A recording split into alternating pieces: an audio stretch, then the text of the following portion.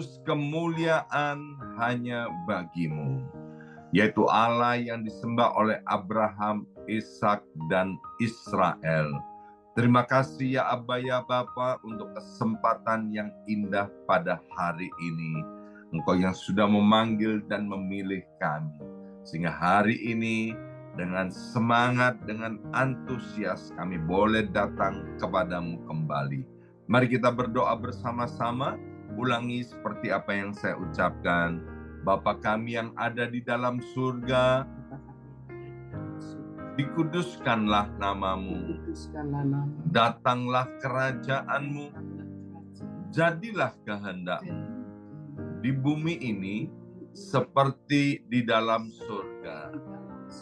Bapa yang baik, berikanlah kami pada hari ini rezeki yang menjadi bagian kami secukupnya, cukup untuk memberikan pinjaman kepada banyak bangsa, sedangkan kami sendiri tidak punya pinjaman. Cukup untuk menjadi saksi Tuhan, mulai dari Yerusalem, Yudea, Samaria, sampai ke ujung-ujung bumi. Cukup untuk menjadikan semua bangsa murid Kristus dan membaptis mereka dalam nama Yesus. Terima kasih Bapa untuk rezeki yang secukupnya, dan ampunilah dosa-dosa kami.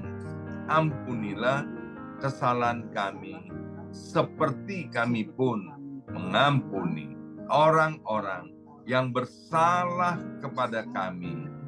Dan janganlah masukkan kami ini ke dalam pencobaan, tetapi bebaskanlah kami dari segala yang jahat. Sebab Engkaulah yang empunya kerajaan, kuasa, dan kemuliaan sampai selama-lamanya. Dalam nama Tuhan Yesus, kami sudah berdoa. Haleluya, haleluya. Mari Bapak Ibu sekalian, sekarang kita bersama-sama secara serempak dan serentak, kita akan menggemakan Mazmur 91 dengan suara yang keras, dengan suara yang lantang dari tempat kita masing-masing. 2, 3. Mazmur 91.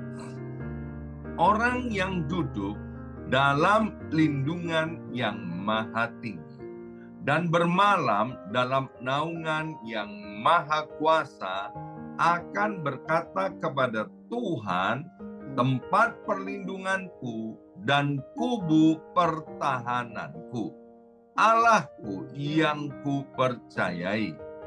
Sungguh Tuhanlah yang akan melepaskan aku dari jerat penangkap burung dan dari penyakit sampar yang busuk.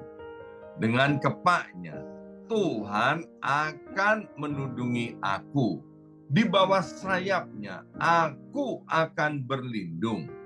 Kesetiaan Tuhan ialah perisai dan pagar tembok. Amin, amin, amin. Terjadi di dalam nama Tuhan Yesus. Aku tak usah takut terhadap kedahsyatan malam, terhadap panah yang terbang di waktu siang, terhadap penyakit sampar yang berjalan di dalam gelap, terhadap penyakit menular yang mengamuk di waktu petang. Walau 1.000 orang rebah di sisiku dan 10.000 di sebelah kananku, tetapi itu tidak akan menimpa aku. Aku hanya menontonnya dengan mataku sendiri dan melihat pembalasan terhadap orang-orang fasik. Sebab Tuhan ialah tempat perlindunganku yang maha tinggi, telah kubuat tempat perteduhanku. amin, amin, amin. Terjadi di dalam nama Tuhan Yesus. Malapetaka tidak akan menimpa aku, dan tulah tidak akan mendekat kepada kemahku. Sebab malaikat-malaikat Tuhan akan diperintahkan oleh Tuhan kepadaku untuk menjaga aku di segala jalanku. Para malaikat Tuhan akan menatang aku di atas tangannya, supaya kakiku jangan terantuk kepada batu. Singa dan ular tedung akan aku langkai. Aku akan menginjak anak singa dan ular naga. Amin, amin, amin. Terjadi di dalam nama Tuhan Yesus. Sungguh hatiku melekat kepada Tuhan, maka Tuhan akan meluputkan aku, Tuhan akan membentengi aku, sebab aku mengenal nama Tuhan. Bila aku berseru kepada Tuhan, Tuhan akan menjawab. Tuhan akan menyertai aku dalam kesesakan. Tuhan akan meluputkan aku dan memuliakan aku.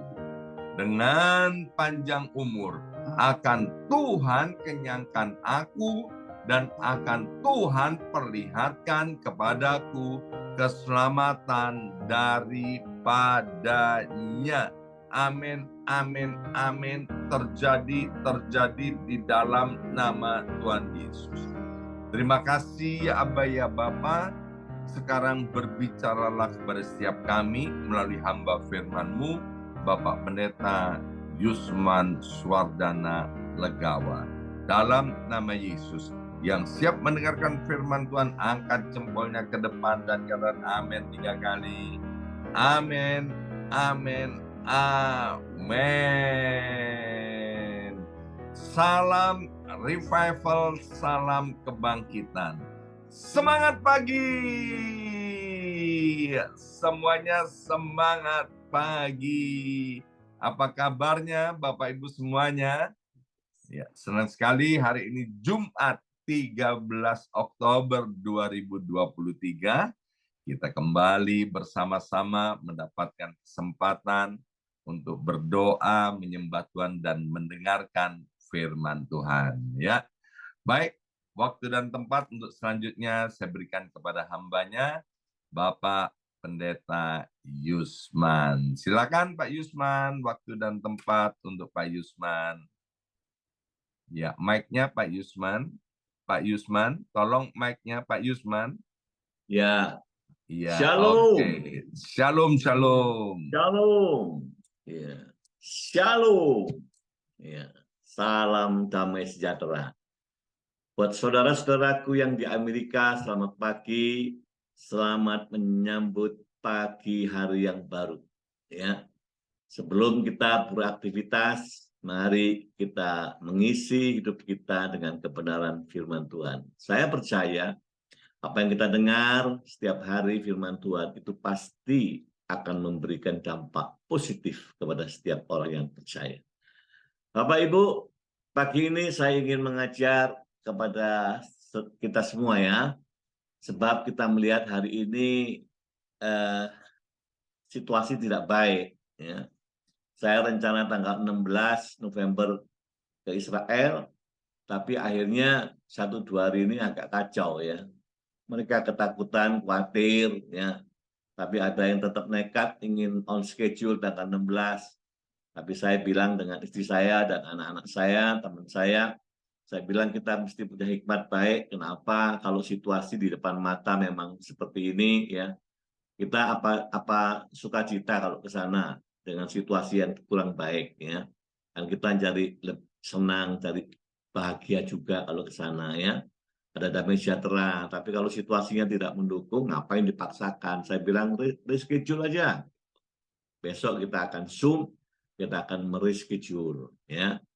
Saudara, Saya ingin kasih renungan pagi hari ini, boleh tampilkan slide saya. Manusia paling bahagia di dunia. Wah, ini ya. Manusia paling berbahagia di dunia. Siapa manusia paling bahagia di dunia? Saudara, hari ini yang dibutuhkan saudara dan saya itu sebetulnya rasa tenang, ya, tentram. Ada bahagia di hati, ada sukacita. Itulah yang dibutuhkan, ya. Tapi banyak orang tidak gampang menemukan kebahagiaan, menemukan sukacita yang sejati. Ya. Rasa tenang, rasa tentram yang sebenarnya itu nggak gampang. Ya.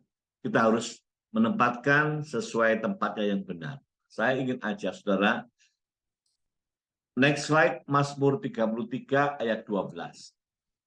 Saya suka sekali nih bunyinya ayat ini. Berbahagialah bangsa yang Allahnya ialah Tuhan. Suku bangsa yang dipilihnya menjadi miliknya sendiri. Lalu saya buka di bahasa aslinya, saudara ya. Penjelasannya seperti apa? Tertulis demikian, berbahagialah bangsa yang Allahnya, yang God-nya ialah Yahweh. Oh, dikasih penjelasan di situ, the proper name of Israel God, ya, the God of Israel itu ya Yahweh ini. Jadi di sini di bahasa aslinya berbagai bangsa yang God-nya, yang Allahnya itu adalah Yahweh gitu ya. Suku bangsa yang dipilihnya sendiri menjadi miliknya sendiri. Dari ayat ini aja kita sudah tahu. Oh, kalau kita punya Allah yang namanya Yahweh itu, yang kita ini orang-orang percaya ini, berarti di situ ada jaminan berbahagialah dia. Nah, ya. Next slide, lalu saya buka-buka saudara ya. Di slide berikutnya ini, itu ada sebuah penelitian riset yang dilakukan oleh University of Leicester. Ini di Inggris ya. Survei warga negara paling bahagia di dunia. Waduh. Ini international ranking 2007 sampai 2017. Ternyata nomor 1 itu Denmark. Nomor 2 Switzerland. Austria. Iceland. Terus saya cari runtun Indonesia nomor berapa? Indonesia nomor 64. Ya. Ya. Nah ini Denmark ini terus berturut-turut selalu ranking 1. Ya. Warganya yang paling bahagia.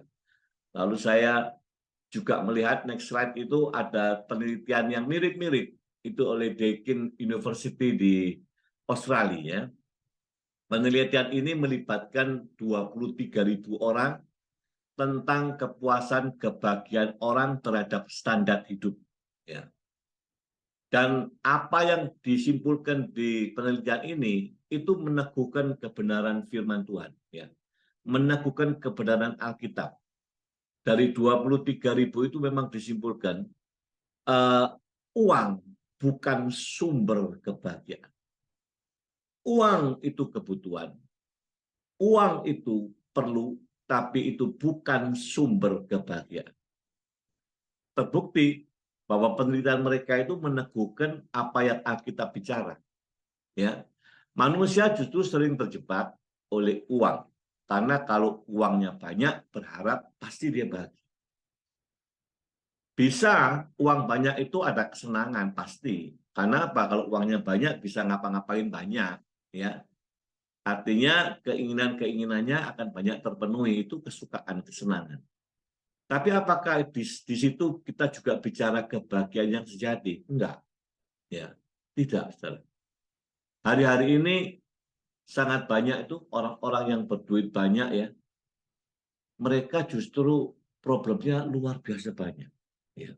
Malah ada yang menikmati duitnya banyak, tetapi ada kekosongan jiwanya. Nah, ini. Ya, kadang-kadang kita yang di luar ini berpikir memang benar seperti itu. Betul-betul kebahagiaan yang sejati, yang murni itu bukan di situ. Ya, ini orang-orang pintar yang meneliti. Ya. Faktanya memang bukan. Nah, di situ sampai dicari dari 23.000 orang itu, sebagian di wilayah-wilayah orang-orang yang kaya, lokasi mewah. Sebagian yang lokasi sederhana, yang orang-orang bawah. ternyata tingkat kepuasan dan kebahagiaannya itu yang di tingkat bawah ini nggak kalah. Justru yang stres, yang banyak problem itu di tingkat-tingkat yang penghuni orang-orang kaya ini. Ya, nah ini loh saudara ya. Kita ini seringkali tertipu oleh urusan-urusan ini. Next, nah di dalam penelitian yang di Inggris tadi itu sama. Kebahagiaan bangsa itu, yang Denmark itu, nomor 1, itu yang diambil apa? Rakyatnya itu menyatakan karena ada jaminan kualitas kesehatan dari pemerintah. Ya. Pokoknya bicara tentang kesehatan, dia nganggap negaraku yang paling baik. Ya.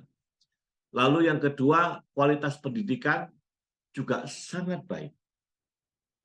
Dan ketiga, income per kapita, penghasilan dia, finansial mereka, itu bagus dibanding negara-negara lain. Nah, 3 faktor inilah yang membuat kesimpulan ternyata bangsa itu, rakyat itu menemukan kepuasannya, menemukan kebahagiaannya.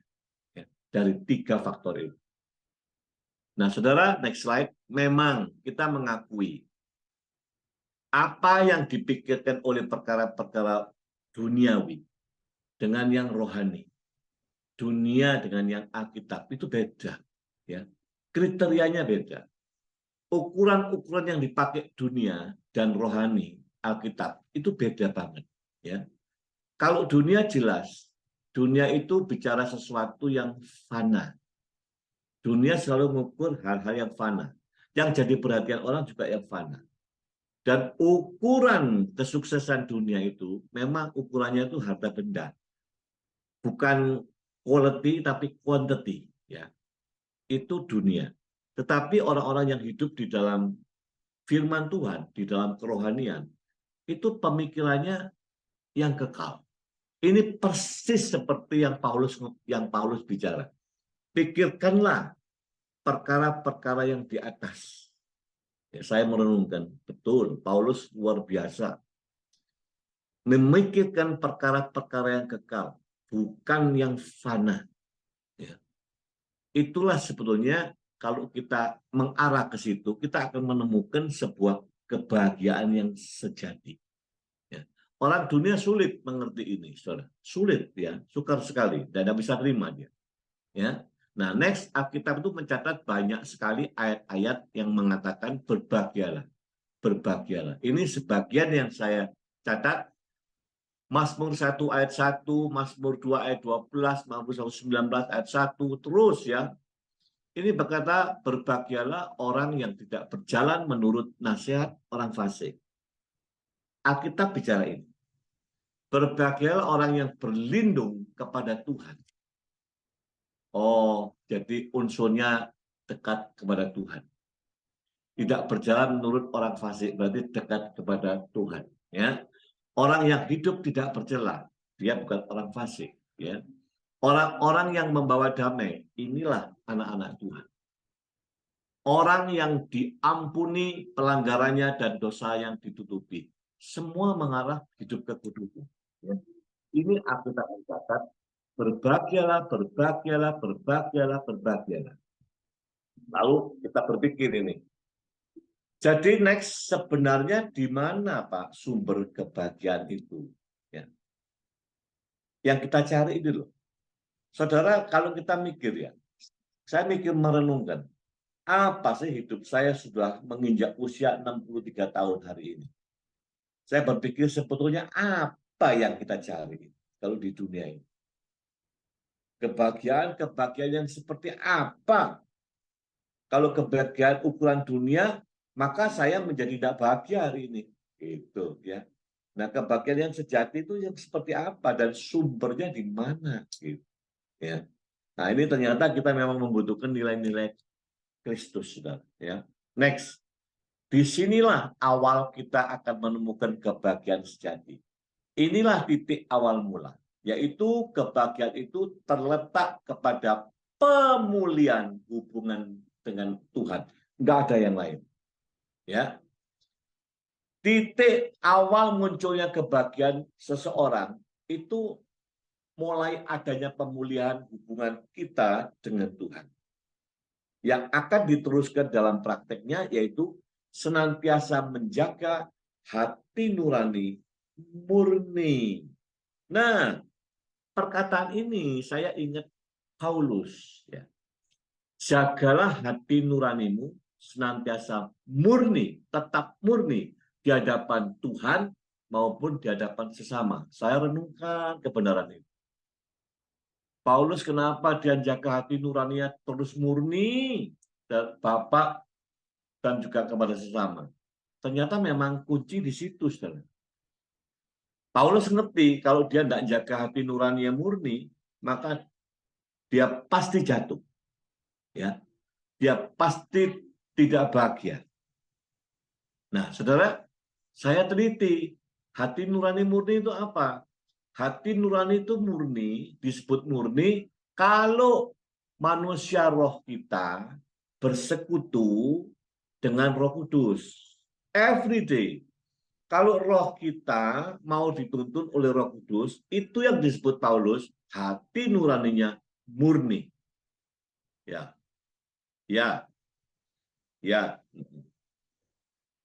Jadi saudara, selama saudara dan saya itu terus membangun jalinan hubungan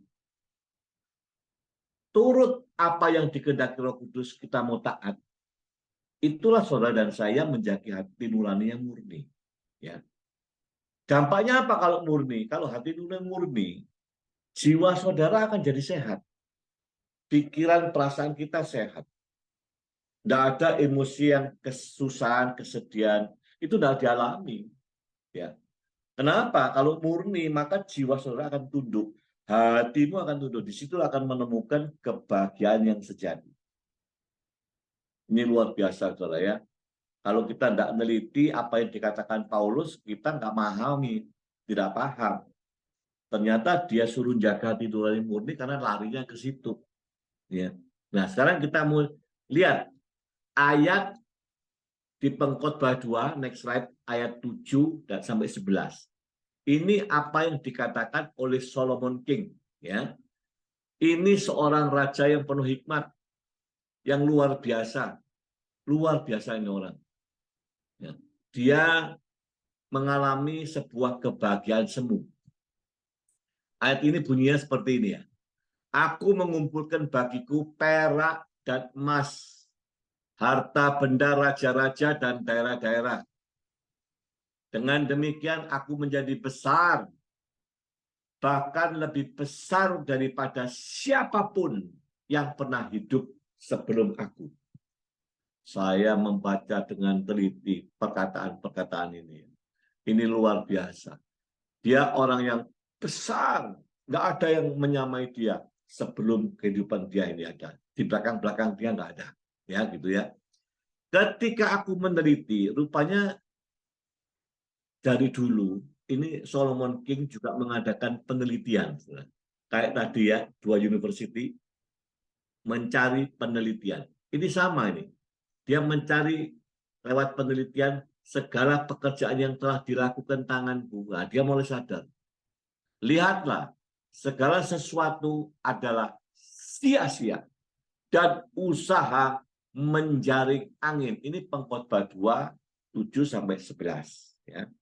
Ini sosok seorang Salomo yang tidak kekurangan apa-apa. Semua dia ada. Semua lengkap di dalam dirinya. Ya. Tapi apa yang dia katakan? Ini yang disebut memang kebahagiaan semu. Ya. Saudara kalau membaca nanti di akhir Pengkhotbah 12 ayat 13. Itu mau nutup sudah, mau akhir ya. Akhir kata Salomo, dari segala yang didengar ialah satu, takutlah akan Allah. Satu. Berarti apa? Hormat kepada Allah. Ada rasa sungkan kepada Allah. Nggak sembarangan ya.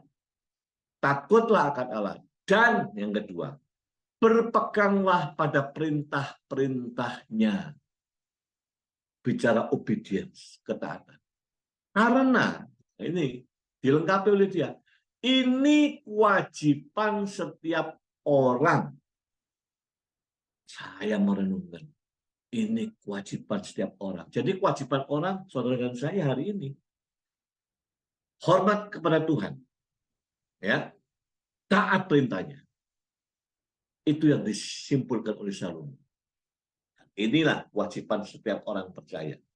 Dan saya mengerti, saudara, ya. Rupanya kalau kita seperti itu, nah ini tertulis di Yesaya. Ya. Next, Yesaya 32 ayat 17. Jadi betul, siapa yang tidak merapat, dia tidak akan menemukan itu kebahagiaan. Ya, di mana ada kebenaran, kebenaran itu siapa? Firman Tuhan. Kebenaran itu siapa hari ini? Yesus Kristus. Di mana ada kebenaran dalam dirimu, ya, di situ akan tumbuh shalom. Nah, kita sering ngomong tuh, shalom Pak, shalom. Di mimbar shalom, shalom. Nah, banyak orang tapi tidak memahami sebetulnya shalom apa ya. Oh, shalom itu artinya damai sejahtera apa? Iya, maknanya apa gitu loh ya. Ya saya ulang ya, di mana ada firman, di mana ada Yesus Kristus, di situ akan tumbuh shalom. Otomatis Pak, otomatis ada shalom. Ya. Dan akibat kebenaran itu ialah ketenangan dan ketentraman selama-lamanya. Inilah kebahagiaan sejati. Jadi kalau kita mau menyimpulkan semua yang kita ngomong, kemana larinya sumber itu? Nggak ada lain. Yesus Kristus. Nggak ada lain. Holy Spirit. Ya, saudara intim, akrab, menyatu. Ya saudara, itulah kebahagiaan sejati.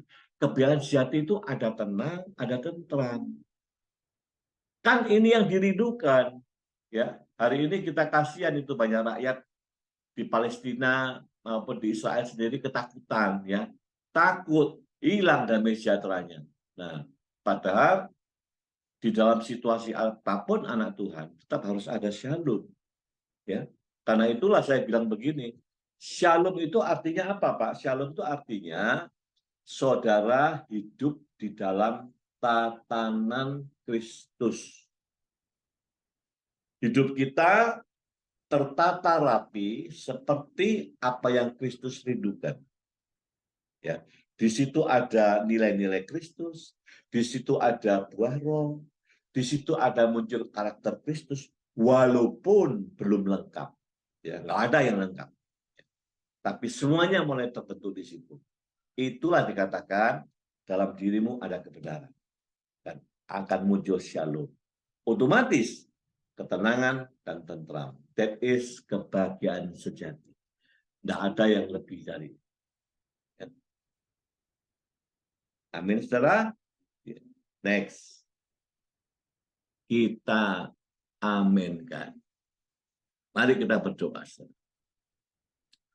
Tuhan Yesus, Roh Kudus yang baik, terima kasih. Pagi hari ini, Engkau sudah bicara kepada setiap kami. Sesungguhnya yang kami rindukan dalam hidup ini adalah apa? Rasa tenang dan tentram. Itulah yang dimaksud dengan kebahagiaan yang sejati.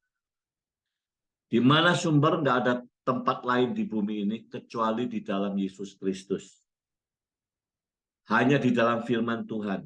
Itulah yang dikatakan apabila saudara dan saya itu manunggal dengan firman, manunggal dengan Kristus, manunggal. Maka kita akan menemukan sesungguhnya itulah akan lahir kebahagiaan sejati. Terima kasih Tuhan Yesus. Terima kasih Roh Kudus. Kami tidak ingin terjebak oleh hal-hal duniawi yang seringkali menipu kami.